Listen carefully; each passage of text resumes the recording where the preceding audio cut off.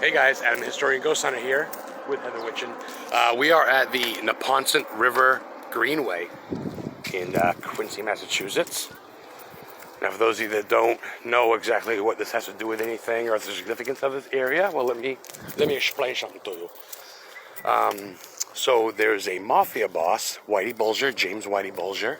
They called him Jimmy. And he was head of the Winter Hill Gang.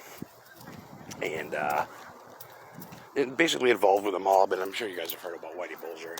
The FBI was involved with him, and he was on the run for years, and then he got found. I think it was at 89 years old or something in California, and he got sentenced to life, and then he died his first day in prison, and an inmate killed him.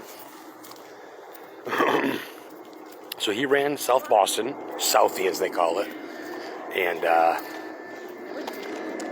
basically he was wanted for everything from extortion and gambling and racketeering and thief, and also murder. Obviously, they got a lot of murders, mafia people style. So he'd have his men, Rifleman Flemmy, Steve Rifleman Flemmy, and certain people, and a lot of people around here still know the lore. He lived in a condominium across the way. It could be those condominiums there, or it could be those ones there. I know some are fairly new, so it could be one of those, but he lived, they said, right across the river from where the bodies were found.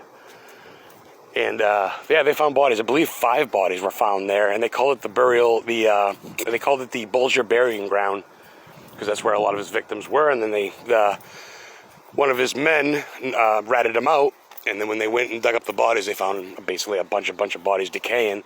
And they didn't decay super fast because it's the salt water. This is connected to the river, the ocean, Atlantic Ocean, Boston Harbor Ocean. So the bodies were well preserved. I don't know the exact location of where they were dug up, but I know it's under the railway bridge of the Neponset. I can't pronounce it right. What's the name of it, Heather? We'll have to look that up. Yeah, Neponset River. Hey, there's a marker, 28 feet.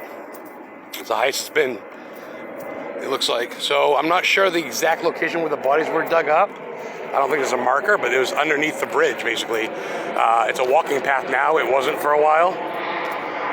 But what are these? Talking about different types of fish. So I don't know a super lot. It could have been in that area here, but it said it was under the railway bridge.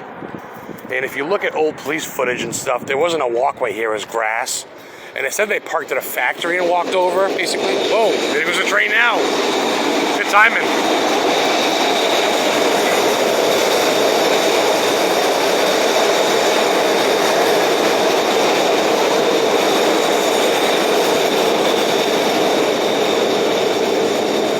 So, woo, what a rush. So we're underneath the train trestle. There's our hotel we stayed at last night with the gazebo over the water. And the bodies were about here. I mean, this could have been where they were underneath this platform. Like I said, if you watched a lot of the police footage and stuff, I don't believe this platform was here. I believe it was just grass. And they walked they'd park at this building, and they even shot one of the guys here, back of the head, and carried him over here and buried him. And that must have been where they parked, which is now, it was like a workout place. So this could be it. I'm surprised there's no, I don't know, I think there could be some, around the corner here.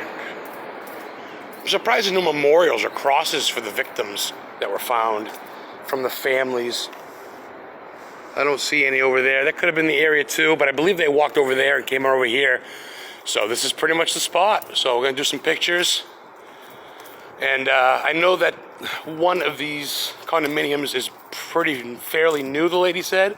Turns out the girl at the bar at the Best Western Adams is a descendant of Whitey Bulger. Her last name's Bulger, showed me on her ID. I believe that one with the crane in front of it's fairly new. But he might have stayed at that one, or those might have been the condominiums that he probably stayed at. I'm willing to bet that's where he lived. So we'll do some research.